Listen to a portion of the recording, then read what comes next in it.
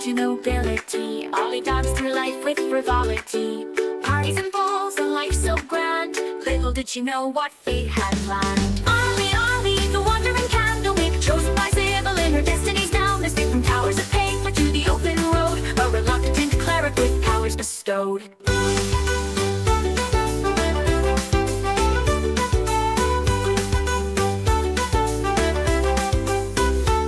From luxury, thrust into robes, surrounded by tomes and dusty old globes. But Ollie's mind, sharp as a tack, mastered the legalese others did lack. Contracts and bylaws, she knew them all. Her litigious prowess made bureaucrats fall. In mazes of paperwork, she'd find a way to bend the rules and save the day.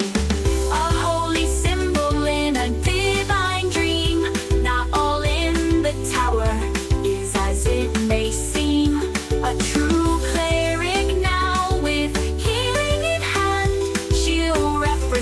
the tower across the land. But Ollie sees more than meets the eye. All timelines at once, futures that fly. Past, present, future, all intertwined, sometimes leaving the present behind. But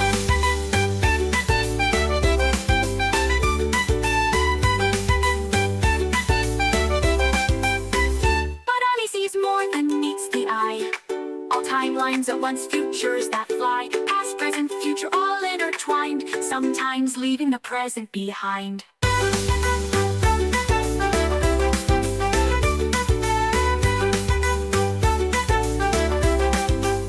Library cat, shrouded in mystery, follows Ollie through every history. With glowing eyes and silent paws, it guards her path without pause. Ollie, Ollie, the wandering candlemaker, chosen by Sybil in her destinies down. Escaped from towers of paper to the open road, a reluctant cleric with powers bestowed. Cut from luxury, thrust into robes, surrounded by tomes and dusty old globes. But Ollie's mind, sharp as a tack, mastered the legalese others did lack. Oh, hoist up the sails, let the winds take a clip. For Thaddeus Turnpike commands his ship. For good on the waves, a sailor so bold, with magical powers and a heart of gold. Behold, Thaddeus sailed the endless sea, with little Bubo as wise as can be. Through tempest and tide, they roam far and wide, the Turnpike legacy their unfading pride. From the mighty Turnpike line he hails, with the lineage of captains braving the gales. A scion of seafarers fierce and grand, with the smell on his lips and the sword in his hand. Behold, Thaddeus, master of the spell, with little Bubo through heaven and hell. They dance with the stars, they flirt with the dew, their laughter echoes in the ocean's blue.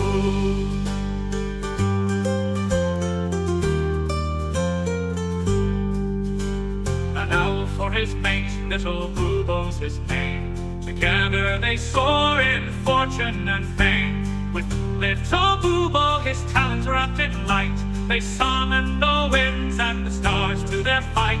A curse of great power, a gift or a bane, Thaddeus wields it with little to fame. A rogue with a charm, a sailor with flair, he faces each curse with nary a care. Behold, Thaddeus, the sea's arcane knight, with little Bubo in the pale moonlight. Through whispers of magic and the salt-laden air, the Turnpike adventure none can compare.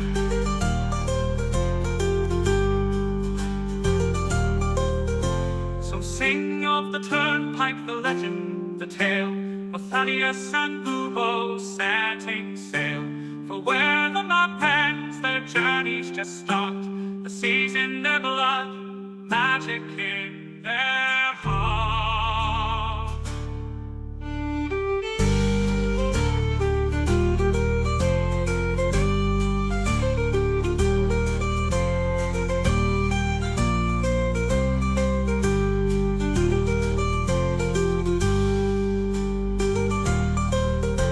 So sing of the Turnpike, the legend, the tale, of Thaddeus and Bubo setting sail. For where the map ends, their journeys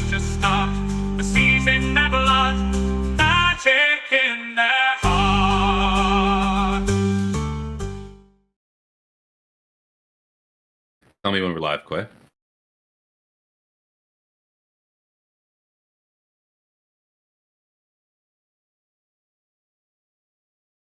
still seeing the pre-roll on Twitch.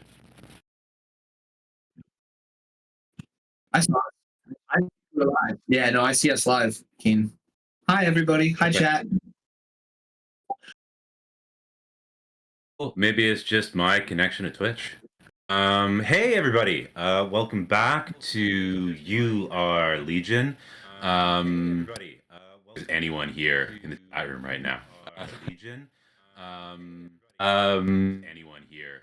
So this is going to be part 2 of the one shot that I'm running. So this is going to be going to go off Twitch because I find it incredibly unsettling to see a mirror image of myself. Man, I'm used to seeing this side of my face on this side of the screen, but Twitch won't do that. It goes the other way, and it just looks very unnatural. It's actually why you don't like yourself in photos. Anyways, so yeah, a hot tip: if you're ever getting a headshot, you don't know which one to pick, flip them, and they'll all look better to you. Yeah, a little uncanny valley. So, when last we caught our heroes, they were waking up in their beds on the morning of a great celebration at Knights of Solamnia were throwing for them. Halaman. Now, before we started this one shot, our heroes, of course, went on an epic journey with the Legion construct to send Takesis back into stealing away the rogue god and order to the realm. However, things took a somewhat different turn. The party decided instead release all of gods. Now, publicly, the Knights of Solamnia have, of course, gone with the story that there was no other choice, and that, you know, the party did what it had to, and that this is a good outcome. Because this is hugely embarrassing. They, of course, you know, were kind of running point on this whole mission. But privately has the sense that elements of the Knights of do not appreciate the actions they took and doubt Harold's story, which was that the party had no other choice, already been released. They released the rest of the gods. He's back in the Legion. Some sort of deal and made the best of a bad situation. There are no other witnesses to the events other than and his master, but you know, heck, they are probably in a forest somewhere making poison. So that's it. During our last session, the party found itself stuck. What some might call a time loop. During the ball to which they were to be honored, your Typhon, top dog at the Knights of Solamnia, built a contraption which indicated would fix everything. However, upon activation, thing happened. The party was thrown back to the morning of the very same day, where they now find themselves waking up. So, as I was saying when we ended last session, it is a clear day and a cold day. Dew forming on the glass of the window. Outside of your quarters, faint sounds, servants arguing. One has apparently more than what might be considered a reasonable amount of treats to go missing. Questions will be asked. Meanwhile, there's the faint sound of a goose running terrified for its life. your window a flock of starlings.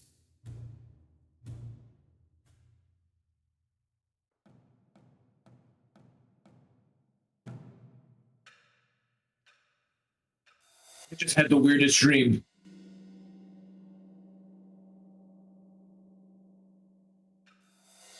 All the time. I'm reliving a day, but is anyone else possibly reliving a day? Okay, so you had the same dream that I had. Dream, but yes. I mean, we should check. How did your dream end? My dream ended with the Lord Commander of the Knights of Solamnia having kidnapped Harold, putting him into some sort of contraption, ranting about how he needed our blood, taking Arlik's blood, touching the contraption, and then electrocuting us all with a blue fire, and then I woke up here. Oh, yes. That's exactly what happened in my dream as well. Which actually doesn't happen to me very often at all. Share. So, oh my. Arlik? No. I do not get the sense that this is a dream. Okay, then we've done this. This is a thing that has happened to us before. I have no memory of it happening before. I have a memory of it happening just now. No, But well, I died. Remember, I died, and then we came back to the moment before I died, and then we stopped the very fact that I died in the first place. Yes. But not this incident. It feels No. that we've only done this once. But Garrett knew. Garrett knew, which implies this is the first time we might remember. Derek, no. Or How do you know that Derek? or that he, to borrow your term, is looping differently. And we know that Garrett knew because he told us, he dismissed us, said somebody was watching him, refused to answer what was going on down at the bar with the fish. We owe the fish. We should get that fish immediately. The tuna. The tune, exactly. Yes, I cast Longstrider at such a level that everybody. I'm gonna pop the first level spell. Also, guys, from the last combat, you're at full HP. All slots that you used are now full. Characters are starting the day fresh. But Kane, we are playing this right? Our characters actually remember the previous incidents. Okay. Right. I use a third level spell slot, and for the next hour, we all have 10 more feet of movement speed. Okay. Also, just a note to the cast: I am using the chat function right now. Fill in pieces that you might be missing. I'm sure we'll review a lot too, just through expository dialogue, but I don't want to break immersion. Got it. No, all right. The Derek, right, our Seeds of Zivelin were reacting. Oh, didn't he make us, he touched them with blood too? I don't remember that. His blood. His blood. Well, What? we did just, watch our entire families get captured and possibly murdered by the Knights of Solamnia, who want to shove all of the gods back into a legion that no longer exists. We should also take the head with us. I'm gonna go and get the head and the unfilled god gem. Right. Harold's bag is still there. The note is still there. Okay.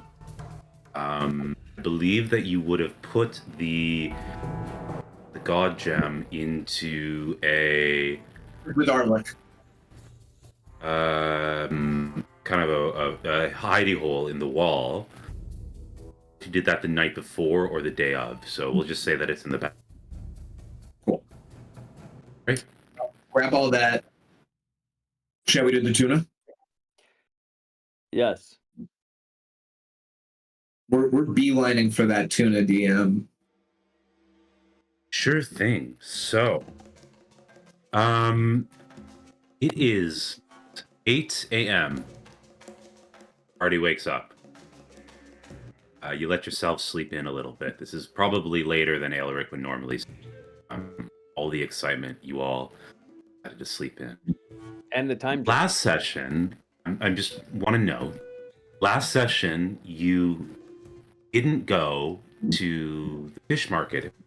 Instead, you went to an inn called the Bozeman. So you are now going to the fish market at earlier time. That knowledge might just be important, like just flagging you play this game. Going to places, this is very obvious, and forgive me, but going to places at different times, different things will happen. And the order in which you visit places, haven't been to all the like focal point locations yet. You may or you may not go to all of them. It's not necessary to go to all of them. Mandatory, get through the quest, go to all the places. It's not a checklist. They also affect how other locations behave later on. With that said, this is a quick review of the last day's events before we take you to the fish market. The day started and you went to the Bozeman. At the Bozeman, you saw Garrett, as well as Adolfo, and 4 of the night constructs enter the tavern. 2 of the night constructs and who is looking quite stressed out and put upon, then went into the back of the Bozeman, came out carrying a object about this big. That was what happened last, and went to the fish market. But now we're going to the fish market now. So, Koi, if you wouldn't mind bringing up the screen for the market. Aha, yes, it's right there. There's still a chill in the air. As you long stride your way through the streets, getting a couple of odd. This is still not a high magic world. Noted, the gods have so far not made their appearances known. There are many at both the Cleric's Tower and the Mage's Tower who little put off by it. It's like, you know, your best friend comes to visit your city and never calls you. Like, what the heck, guys? I mean, with the Wizard's Tower, though, they kind of get it. They were responsible for it. But the clerics have been, you know, clericing.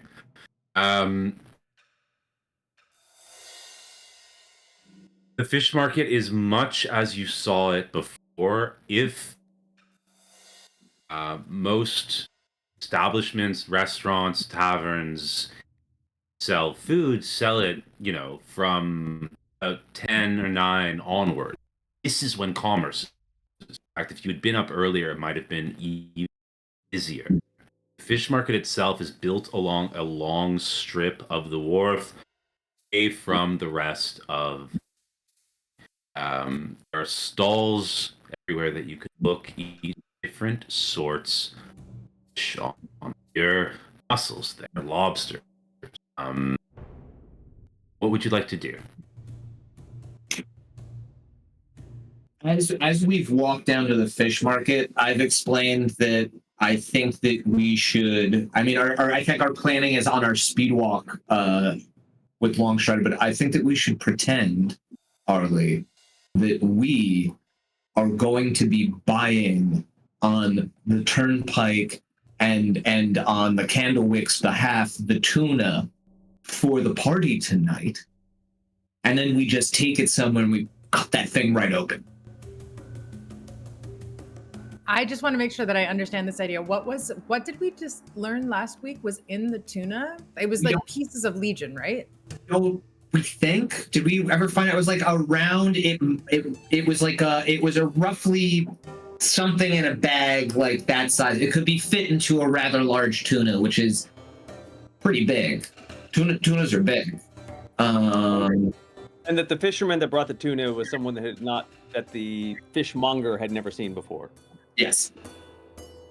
So I think that we can say that we're going to, as a gift for the party, our families want to purchase the tuna for the castle. It's absolutely on brand, it's completely in character. So there really shouldn't be much acting involved. No, I don't. I think that we just have to come up and we just, we do our thing and are like, you don't mind being our tuna carrying man, do you? I know my role. Well, fantastic. Then it is agreed. The Candlewicks and Turnpikes will be having, at this point, Arlie names a bunch of like different types of tuna-based appetizers and just fancy words, that Claire doesn't know. So we saunter right up to that tuna monger. Hello. Tunamonger is holding court, taking auctions, essentially. There are multiple people bidding. Like this is, it's. So I looked at Elric and Dad, and I'm like, somebody boost me up so I can get a bid in. I lift her up and put her on our shoulders. He's currently wrapping a bid on several smaller tunas, but you can see the big tuna is in his stall. My good sir. And sold for 20 silver a pound to the man from the Fishhead Tavern.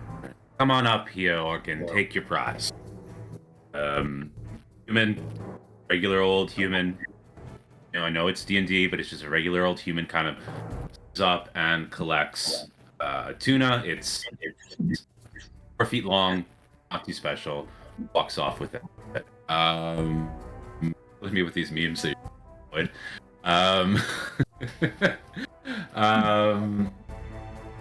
you see the Soulkeeper then confer with one of his assistants for a moment, and he turns away from the crowd and goes, "Just a moment."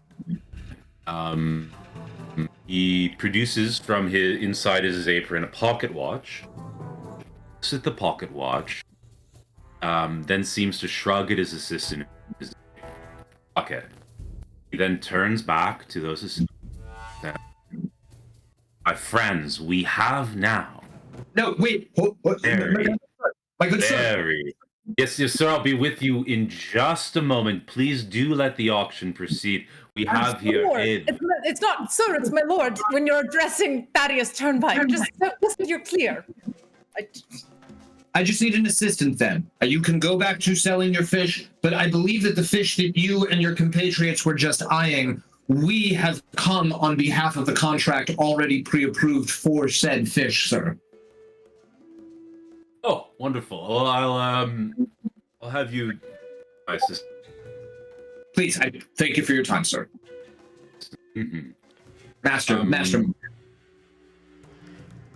You're approached by the fishmonger's assistant. She's a young dwarf. Wears her red hair in platelets, covered in fish gore. Fishmonger himself was very, very clean. This is the person that actually does the touching of the fish. Once you sell fish for 20 years, you pay people for that. Oh, right. My good woman. You're from the palace? We are representing the Turnpike and the Candlewick family, and we have pre-approved with the kitchen that on behalf of tonight's festivities, we will be picking up and paying for said fish. Isn't that right? Absolutely. We will be doing tuna fillet. We will be doing ahi tuna. And she just names a bunch of tunas. Tuna, I don't know. That, yeah. Interrupt her. Please. Right. Sure. I mean, it's a bit irregular, but so I will need a signature. This is side of her a ledger, and a charcoal pen. So holds it out. Of course. Of course. Wait, I Soto to Arlie if she's gonna sign it to Wyhan Turnpike Handle. Sure. All right. That's my Kender accent. And try to change your handwriting. You betcha. Arlie makes this. I don't know if you want me to do a check. They're keen to pull that off. That's back in 3.5. That would be forgery, and that would have its own sort of. You're. I mean, my view of this is your character is a cleric. I would assume the clerics have to do a lot of writing. Assume that Arlie likes fun jokes, like forging people's signatures on documents, and so this is, I think, a fairly routine task for her. Great. Yes.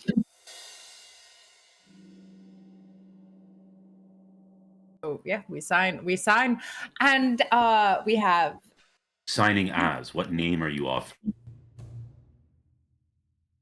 I think Arlie understands, but Claire doesn't. Like, Sam, were you having me sign it? So yeah, I want you to put Wyhan's name. I like the thought process that I would explain to you afterwards for it would be I want to put Wyhan's name because they're gonna come looking for whoever took the fish, and I want to send them totally in the wrong direction. okay. So yeah, so I sign it the way, yeah, Arlie understands the plan and signs off on it under. That. Okay. The dwarf receives your signature, thanks you for your time, and directs you to a 185-pound tuna. It is fresh out of the ocean. Tuna needs to be drained or it's served. So, but this one hasn't yet been. So there's still tuna blood. You can see, especially coming from the hole that's been made to drive a hook of its jaw to hang it. She's all yours. I gotta say, you're not dressed like someone who's about to receive a fish. Brought Elric with us. I can't remember if Elric is currently the Lord or the Thane or the Duke or of something right now of Caliban. But if he is, then Arlie's like, we brought Duke Magicus. He carries fish sometimes. Being covered Kenwicks. viscera is considered to be a high honor in Dragonborn culture. Procuring the appetizers for the ye folk is, and also the turnpikes who are not as we, exactly, is much pride to be had. So I guess Elric goes over without words while this is going on and just hoists the tuna down from the hook and then hoists it over his shoulders and begins to walk with it, I guess. How Sure. tall is it? Leaving a trail of tuna blood. Yeah. I mean, it'll drain as I go. As you turn to leave the market stall, happen simultaneously eastern, where you entered, and western end market. On Aelric, you see this first before the others do. Stand head and shoulders taller than really in the entire crowd. There are two constructs of Kalaman, as well as Darrett, approaching the crowd.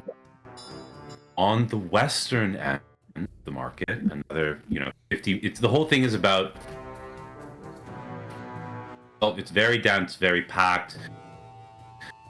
Picture a street, a cobbled street, drop off, maybe 8 feet below is water, and there's little ladders so you can go down to floating docks and get on the jetties, big ships. In the middle of this street, there are also stalls, and then on the side with the buildings, stalls built into the sides of the houses. On the eastern end, you see Darrett and two constructs of Kalaman beginning to head towards the tuna vendor. The western end, notice a fight breaking out. Why don't you all roll perception?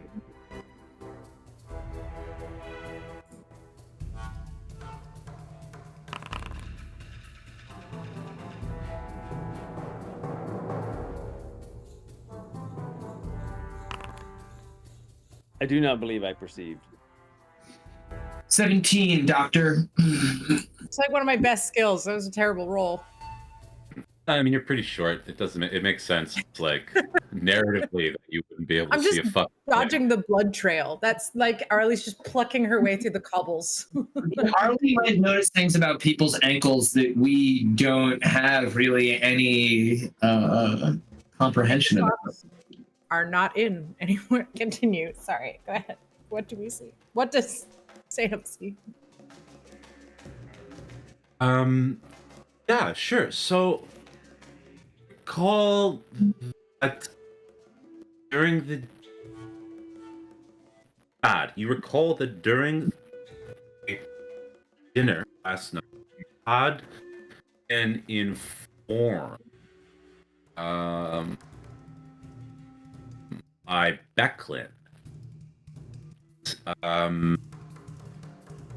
There were lots of incidences of civil either by groups claiming to be against the gods or by groups claiming to be affiliated to one of the gods. As you sort of look down this towards all of these people, you see that there's one group who all have these sort of white tied around their arms, and then a group of just what looks like tents and people buying fish, just hurling abuse at them, beginning to get violent. A fish has been thrown.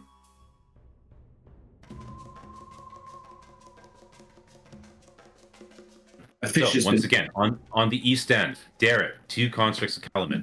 On the west end, group of people with white sashes around their arms. You wonder if that might have something to do with what Becklin told you last night. And it looks like it's beginning to get a bit violent. Harley can see fuck all. Aelric has at least his what? Which direction is the bowsman in? It would be about the same distance either way. Would going towards the bowsman like take us en route away? Like, I just don't want to. Would that be walking the fish towards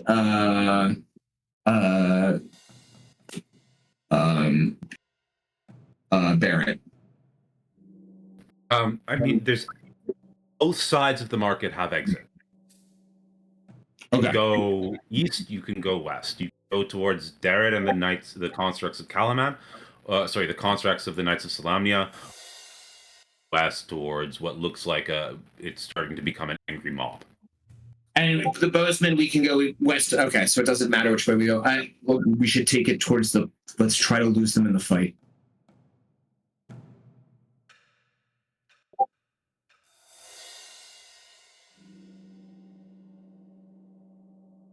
You're muted, Claire. We must protect the tuna at all costs. You okay, big guy? Do you need any help? No, I've got it.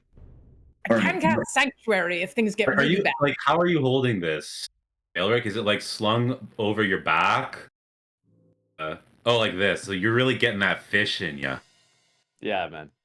Yeah, because you're wearing your armor right now. Yeah. I'm still below my capacity of carrying though. Picturing yeah. that your wings can kind of like be the like to Well, hold it between my in. neck and my wings. Yeah, try to spread your wings back to sort of give a shield to the fish from anybody looking at you from behind. Can you flex your wings that way? I mean, they would be because it's between between the wing and my neck, so it would be there because it's basically like a yoke right now. But you're saying extend them? Yeah, we're like, if you can try to just wrap it in case if anybody tries to be like a drag, you're already a dragonborn, which is, I don't know if even hiding the fish is worth our time, but I'm just saying that if they're coming over and our signature doesn't bounce them, because we know, right? We know that they're going to make it to the Bozeman because the Bozeman dude signs for it, and that's how they know to check it at the Bozeman. So we need to take this fish somewhere where they will not look for us, maybe the Bozeman, because why would they know to go there? And then we can gut that fish, give them the free fish, and then take whatever's inside of it and boogie out, right? Isn't that? That's I will point out that just in case this didn't click, it's likely that the reason they went to the Bozeman was they were looking for the fish. The merchant told them who had bought it, right? Okay, as long as we're clear on that. Yeah, but right now they think Wyhan Turnpike Candlewick is the name who bought the fish. So why would they go looking for it at the Bozeman? Is that Wyhan's canon name, by the way? No, I gave it a last name. I gave it I gave it our two last names as a furtherance to a lie. It's nonsense. But should we You're heading towards the mob? You're heading yeah, towards the mob? we're gonna try to get lost in the mob. What's your approach to this? So as you get closer, let me perhaps describe it. There are a group of describe as maybe less socially advantaged members of the Khan community. They all have these white sashes around their arms, leading them an older human has sort of like really see white hair, a very scraggly beard, and he's holding a staff, and he's just screaming at the merchants and the vendors and the punters that are not taking kindly to this, you know. Palatine has returned. Seeing him, he speaks to me. At a large fish, but you know, a fish the size of my arm, my forearm, just comes in a perfect looping arc through the air and smacks him wetly in the face. And at this point, it's on. His followers begin with they all have these sort of walking sticks that look like they've been carved from just smacking at the vendors and the punters. The vendors and the punters, fairly attacked, are smashing back, trying to drive them into the ocean. How do you want to approach this?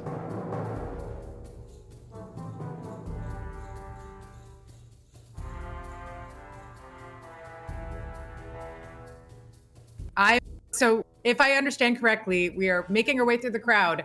We are watching sort of an irate old man rabble rouse while he holds a fish in one hand and a walking stick in the other, and he says something about what god? He said something about Paler. I heard Peloton, and I just know that's incorrect. So Oh, sorry. So yeah, no, it's not just him. It's also his followers. It appears that they're all marked by having walking sticks carved from ash, sort of staves, as well as white sashes on their arms. Has been screaming about a god named Palatine. If any of you want to make a religion check to know more about Palatine, I'm happy to tell you about Palatine. maybe Arlie Then- can't see because she's short, but she can hear, and she's gonna think. Yeah, she can hear. Yeah. That's 26. He was really annoying the vendors and the punters. Someone not in his group threw a fish, smacked him directly in the face. They're like trying to beat they're outnumbered by the merchants, the punters, by like 20-1. But they feel they have a righteous cause. Your roll was what, Arlie? 26. 26. So just.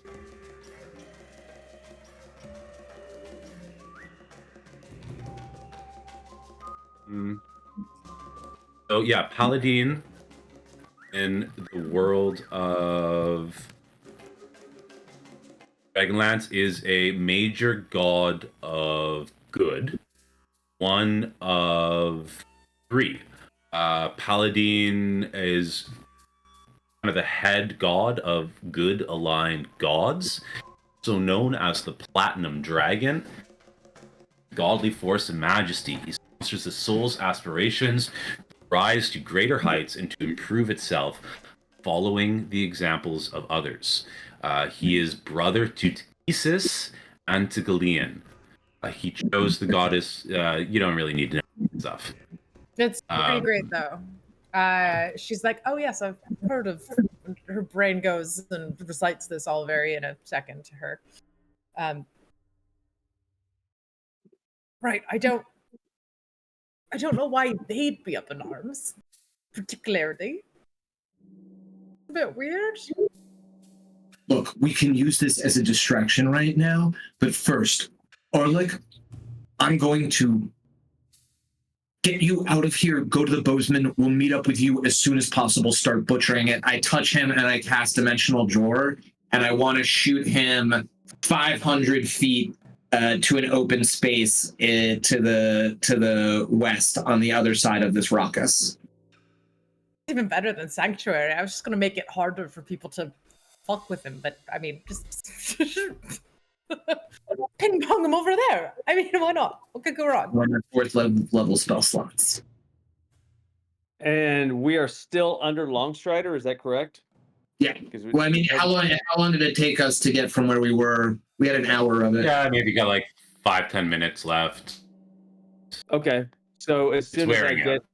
yeah, so as soon as I get to the dimension door on the other side, does that go without a thing? Do I need to What does it feel like to go through one of your dimension doors, Thad? Oh God! Unfortunately, right?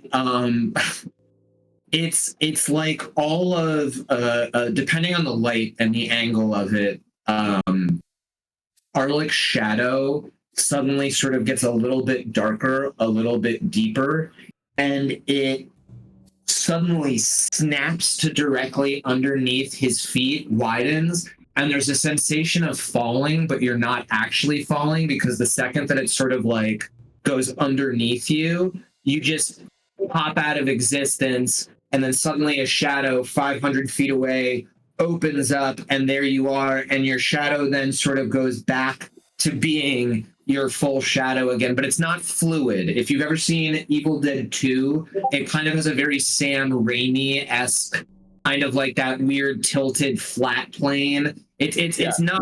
It's an unfortunately slightly uncomfortable experience. do you need me to save for anything? No, if you're willing, you go. Okay. Great. King, do you need me to save for anything? No, that's fine. Elric, you appear in a little square. There's a fountain in the middle. A group of children that had previously been playing immediately stop what they're doing as you essentially just appear in front of them, a massive hulking blue dragonborn and a large fish dressed in full plate mail. Their jaws nearly drop to the floor, and they, as a group, immediately run in the opposite direction. Fantastic. On task. I'm going to use the sprint, so I'm going to just use all my action to double down on my movement and be moving at 80 until I can either get to the bowsman or the longstrider runs out. Sure. You know what? I'm not going to put any obstacles in your way. We can say that you arrive safely at the boat. Cool. And then once I get there, I just come into the front door and I come into the front door and just go to a table in the far corner and plop the fish on the floor next to me, and I sit kind of like in front of it. I pull a chair up and the fish is between me and the wall, and I sit down looking at the door. Okay. No words to any of the patrons or the people that run it. Okay. You're big and mean enough that you could probably get away with it. Right, and I am the Duke. Yeah. I don't know that I really am anymore, but yeah. So while that has been going on, I shout down to Arlie to describe the symbol of Paladin, and then I want to use press a designation to make a loud boom, and then I want to just create like the symbol of Paladin in the air, and then I would like hopefully for Arlie to fill any silence that we've managed to create with that.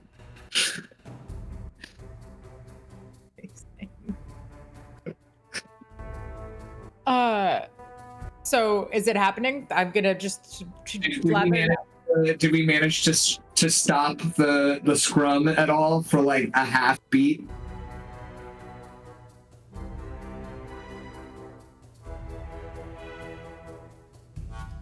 What did you say? Oh, what do we say? Arlie, Arlie starts basically going off about Paladin, everything she knows. She's just like, behold, the symbol of one of the first gods, the brother of Techesis and Galeen, that the god which bears the souls up on after the journey after death, and all of the other things that she obviously knows super well. But the patron of the Knights of the Rose, which I'm reading on the wiki, is a thing. So she just goes off on lore, trying to be as flavorful as possible. Keen, while the crowd is focused on the tiny person who's now giving a speech in all of this, in like this weirdness, I would like to try to slip into the crowd, cast Disguise Self, turning me into a merchant-looking man, and I want to go, I saw that symbol on a tuna in the tuna shop. It's a tuna market.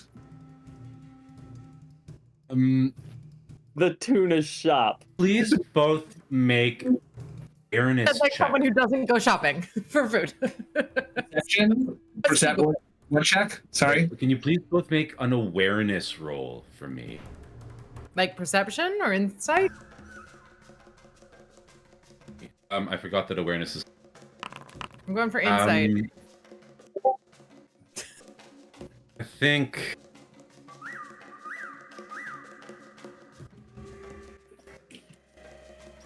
Yeah, go for. Just double check. I want the right thing.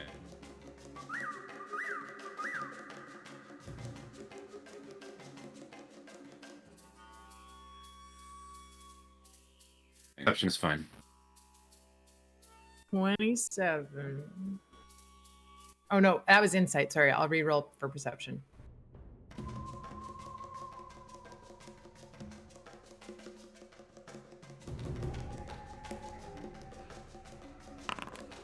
You know, I'll give it to you on insight too. I'll just describe it differently. In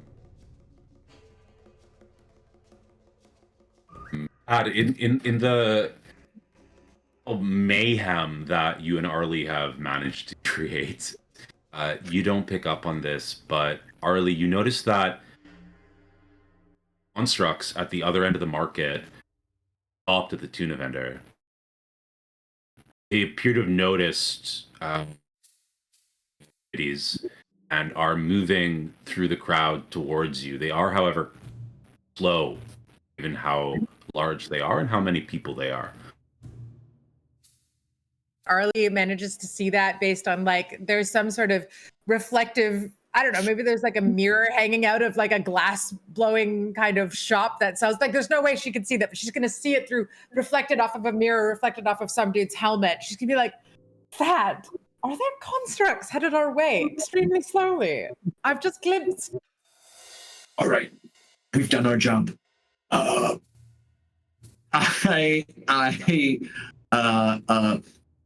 Misty step. And I misty step 30 feet to the west in an open spot. And then I start trying to do, I don't know how many, like that urbanite thing that you do when you're kind of hurrying, but you don't want to scare anybody on the street. So like, you're not like going into a full tilt run or anything. You're kind of doing that like speed walk away. Okay. Yeah. Arlie, what do you do? Says Misty Step. She just Misty is like, step with him? yeah, Okay. or guesses where he's going, and maybe we roll to see if they intuit in the same place. But yes. I don't need a roll for that. Okay. So I mean, Dubark, that you've both used your, I assume you're using the Fey Touch that Arlie, but is that spell prepared? We just use it as it's like a special, always prepared. Yeah, you get a 1 for long rest. Yeah. Fey Touch, but I'm just curious, that you prepared for you, or did you Fey Touched? No, I'm you using also have prepared that you're using. once Fey. I'm not using the spell slot on that. You both managed to make what you assume is a clean getaway. Have created quite a bit of mayhem.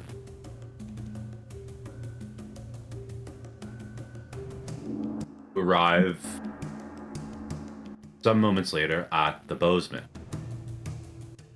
Everyone in the tavern sitting at one end of the tavern towards the other end of the tavern, where a massive plate-mailed blue dragonborn sits incredibly intimidatingly with one of his wings draped over the table, hiding something that might be under the wing.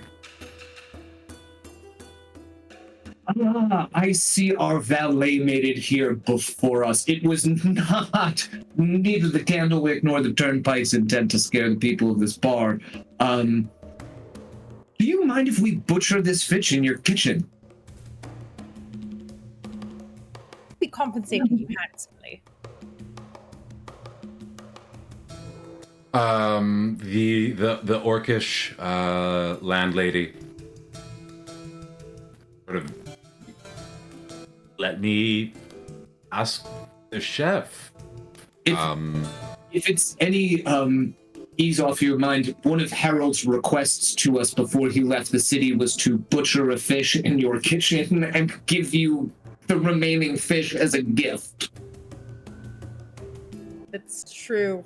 Harold loves fish. At Harold. Let me check with the chef. She goes back to the back of house. There's a small.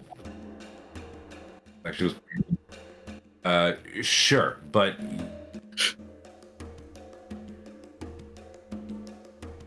chef will talk to you.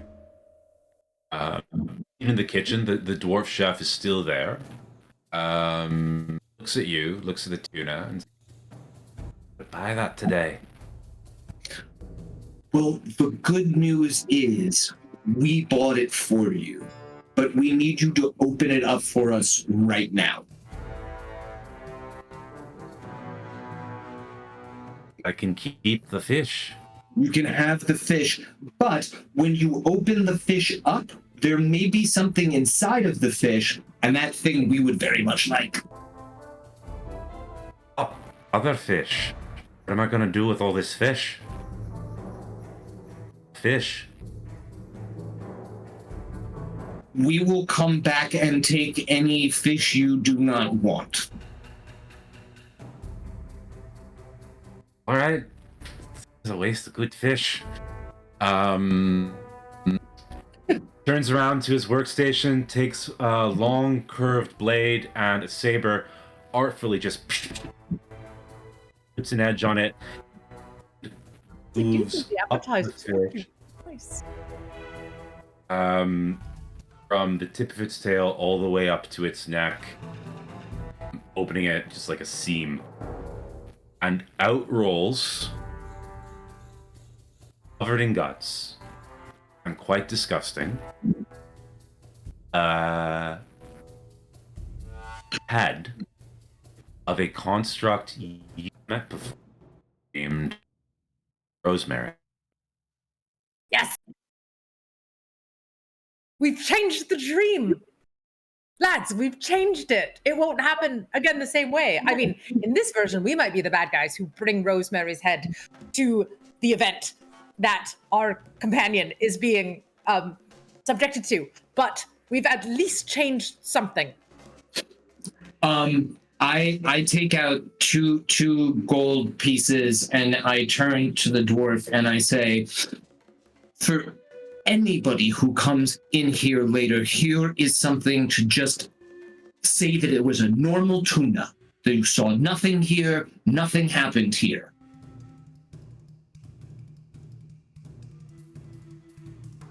Yes, a normal headless tuna. Just the regular kind. Aye, and if anyone wonders why I have a 185-pound tuna that I overheard was supposed to be brought to the palace, what should I tell them?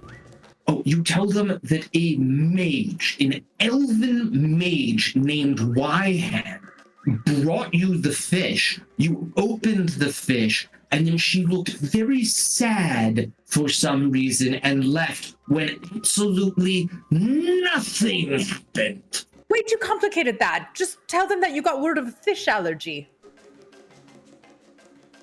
All I serve is fish. Yeah, it was we commissioned fish and then we couldn't eat it. Terribly disappointing. Elf? Wyhan. Allergies. And nothing happened. I have a feeling you're not thinking this through, but for I mean, not my ass on the line. Sure. And the thing that you did as a fantastic chef is that you listened to the dietary needs of people who had to change their last. It's the wealthy. It's fickle. I would know. You have done Harold a massive favor today. I walk out the bar and then I take about half of my remaining gold and I put it on the counter and I said, we were never here.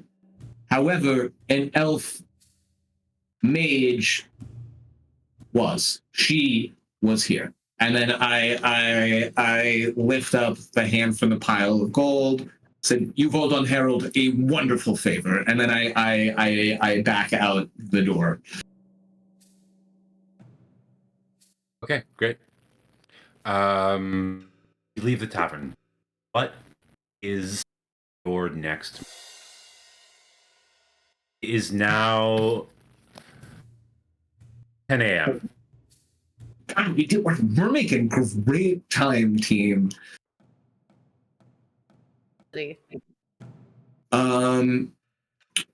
So now that we know that we have the head, do you guys just want to go kill the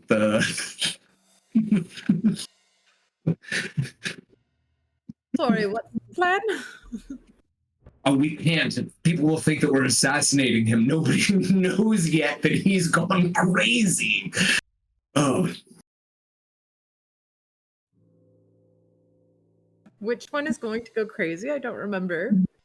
We're the head of the Knights of Solamnia. My next plan was, now that we have the head and he can't turn the machine on, was to go to kill him, but I mean, is it possible that we could go and rescue Harold from sort of being connected to the thing, yes. We should do that. We would have to find where they're keeping him, and where in the palace would they be storing this machine? Well, we have Darrett. Darrett might know. Darrett seemed willing to help us the last time. They didn't look, him and Fitz, what's the gnome's name? Adelpho. Adelpho, neither one of them seemed to be happy about the things that were going on around them. Adelpho, in fact, had a fresh shiner during the ball that wasn't apparent on his face when you had first seen him. It did look like he'd been under some duress. So as long as we make sure that they don't know that we have the heads currently on us, we could talk to Darrett, we could try to find Adolfo, we could try to find Wyhan. We could maybe try to dismantle the traps underneath the tables. Truly, all of these are excellent leads. I don't remember the traps underneath the tables. Remember our families? They got put into them, and then... Oh, that was really funny. I mean, it is funny, but I thought it... Sorry. No, I thought my whole family was going to die. Why? You godforsaken. It's funny in hindsight when you think it's a dream. It's not as funny when you realize it's not, and then it's going to happen again. Please, what should we do? I believe you should both address your families. Tell them to leave. Like warn them. No, but if They are the only, at this moment, they are the strongest leverage against you. if we have them leave, then the trap, he'll know that something has gone terribly wrong, and then we don't know what will happen next. Right now, we don't know what will happen if he doesn't have the Rosemary head, but we do know that there's still a party tonight, and we do still know that that's where he's planning to spring the trap. That's right. But if we allow your families to enter that room, we will be in the same predicament. We will have to yield the head. We will have to allow the blood. We'll have to do all the things. Can your family fight, or is they all as soft as you? Can they fight? Oh, they can kind of brawl in the way that like a pack of stray cats might really go for it. Can you convince your family that they'll be walking into a trap tonight and they might have to fight for their very lives? I think if I told them in the form of a game, then yes. If I tell them the sort of real situation, then no. I do not believe that any fight would yield a victory. We are outclassed. We don't have enough men, weapons. They are too powerful. So essentially, we need to stop it before it starts. Just, I believe. ideally avoid the ball entirely. I believe. But that brings up the perfect point. It does reveal that we know.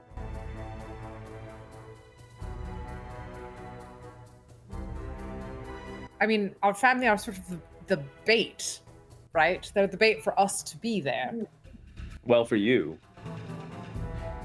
Yeah, yes. Sorry. When I said us, I meant the Royal Catwick Turnpike. But yes. You are familyless in this circumstance. It's true, Elric. In all circumstances, yes. Yes, sorry. My bad. Before, if we don't know where we do know that we can free Harold. He will bring Harold out tonight at the party.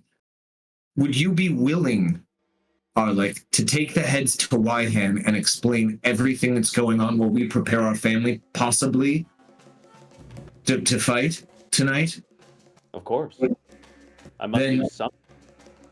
Then while we do that, and then we can meet back up at Wyham when we're done, see what her counsel is, and then possibly talk to Garrett. It's only 10 a.m. We should have time for all of this. I do not know where Waihan is. He's probably staying as a guest. I would know this, right? Keen. Is there special tower accommodations in the city for like visiting dignitaries, or would they have rooms in the main? It'd be in the palace, in a nicer room than the one you have.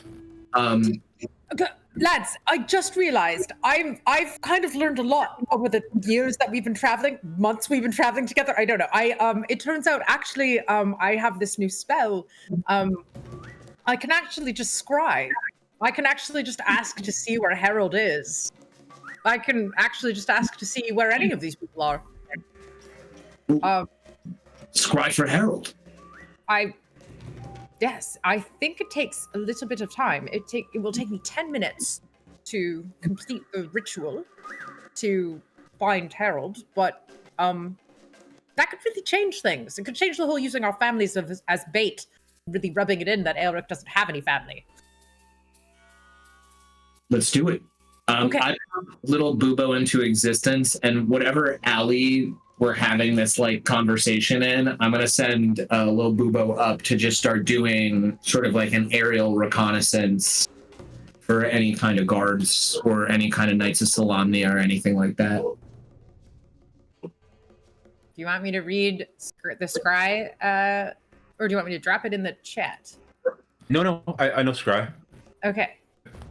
Are you doing it like right here in the middle of the street? I don't think we should do it here in the middle of the street. I think that we can probably go. Don't we have like some nice quarters in this place that we all woke up in together at? We go back to our room.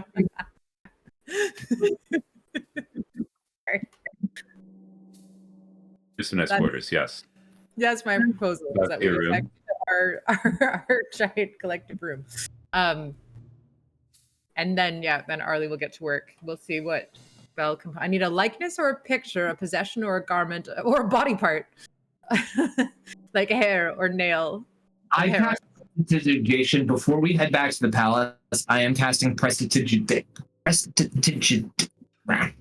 You know what I'm trying to say. And I'm going to clean all of our clothes and all of the fish guts off of all of our bodies. Okay. Before we get anywhere near the palace. Okay. In that case, I'm gonna do an early bio break for the.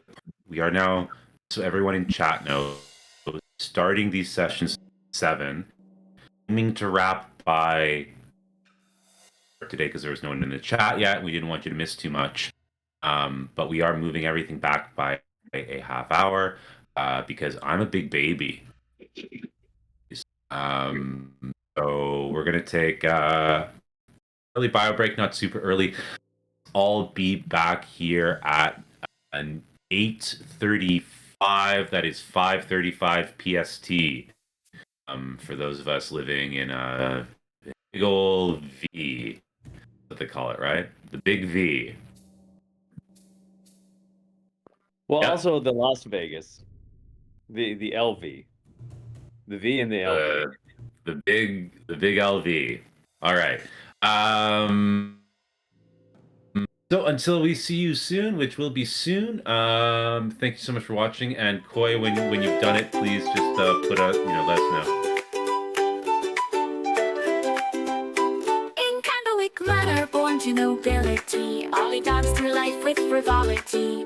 Parties and balls, a life so grand. Little did she know what fate had planned. Ollie, the wandering Candlewick, chosen by Sybil in her destiny's down. The stick from towers of paper to the open road, a reluctant cleric with powers bestowed.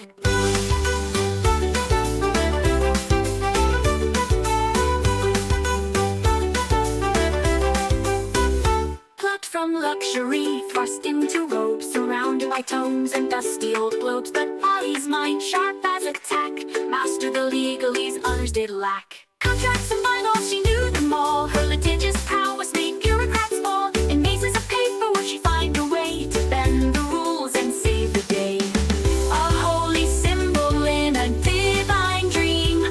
Not all in the tower is as it may seem. A true cleric now with healing in hand. She'll represent the tower across the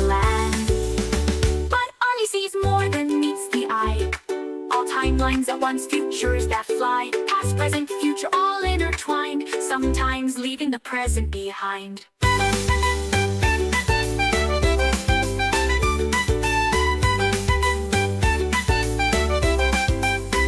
But Ali sees more than meets the eye. All timelines at once, futures that fly. Past, present, future, all intertwined, sometimes leaving the present behind.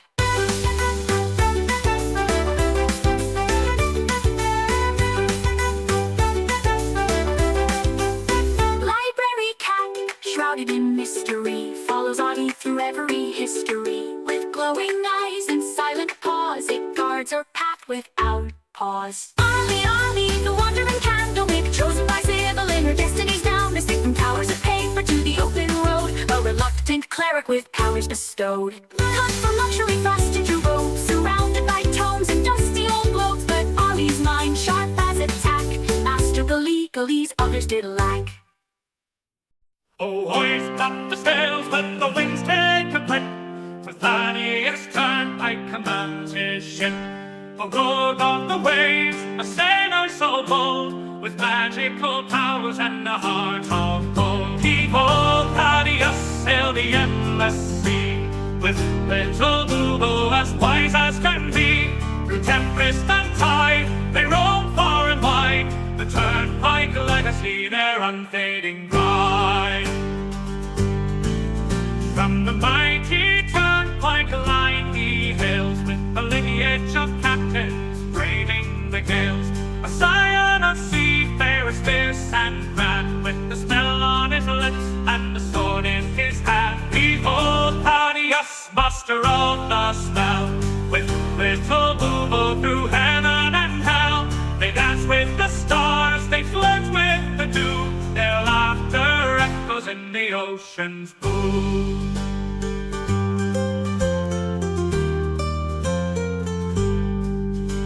Now for his mate, little Boobo's his name. Together they soar in fortune and fame. With little Boobo, his talents wrapped in light, they summon the winds and the stars to their fight.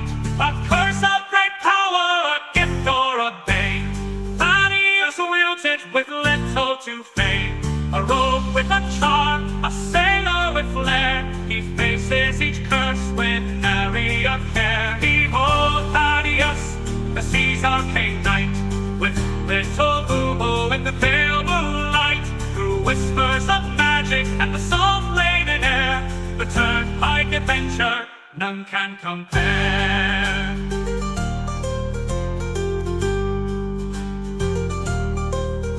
So sing of the Turnpike, the legend, the tale, of Thaddeus and Boobo setting sail. For where the map ends, their journeys just start. The seas in their blood, magic in their heart.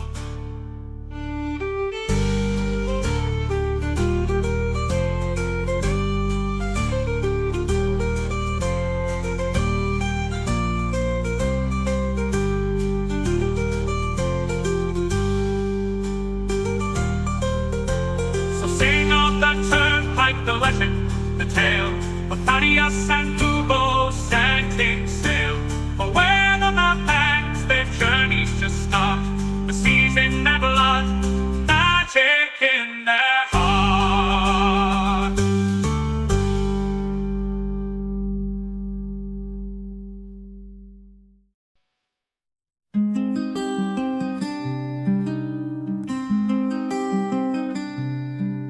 In Solania's fields, a halfling stood tall, sea gray eyes, a fighter's call. With Fiona's love and Angus' smile, his world was bright for a little while.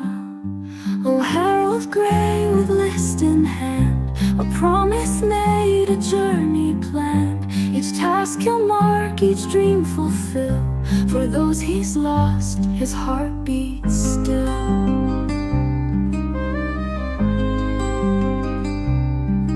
From Zakar streets to golden fields, their family loved the greatest shield. They dreamed of wonders near and far, and on a list beneath the stars. Oh, Harold promise made, a journey planned. Each task he'll mark, each dream fulfill. For those he's lost, his heart beats still.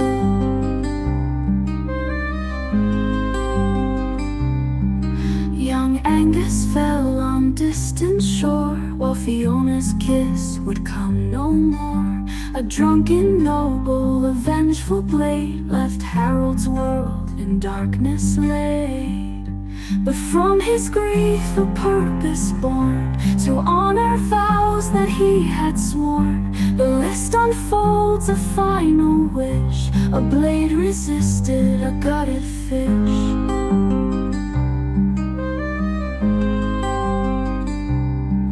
Now Harold roams through joy and strife, to live for three in one short life.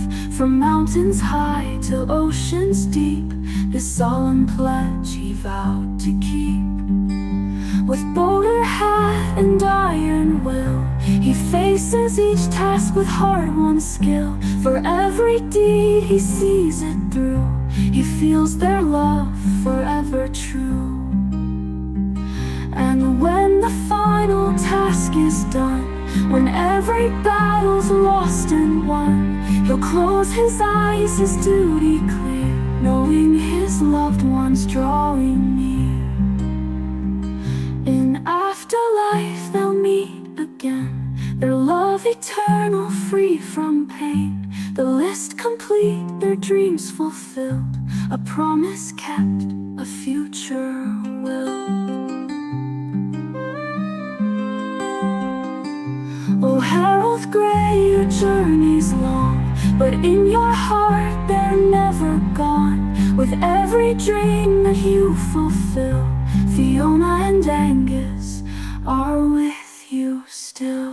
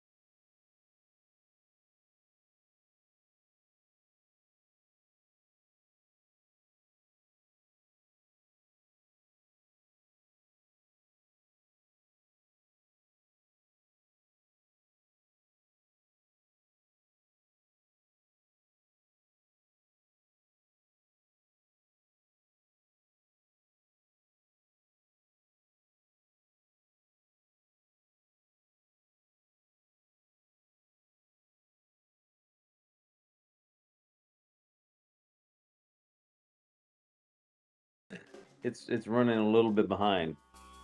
Want to refresh it quick?